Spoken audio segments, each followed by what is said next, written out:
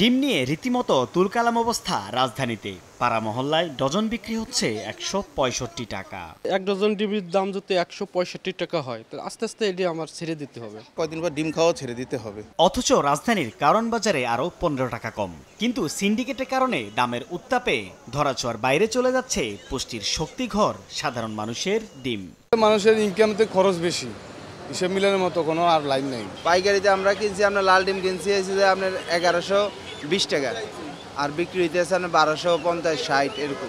কোরবানির ঈদের পর চাহিদা বৃদ্ধির অজুহাতে ব্রয়লার কেজিতে দাম বেড়েছে অন্তত ২০ থেকে ৩০ টাকা।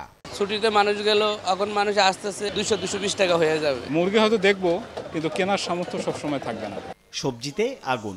আলুর কেজি ৬৫ টাকা, পেঁপে ৮০ টাকা, টমেটো ১৫০ আর কাঁচামরিচের জন্য গুনতে হচ্ছে ২০০ টাকা পর্যন্ত। এদিকে পেঁয়াজের ঝাঁজ ঠেকেছে সেঞ্চুরিতে।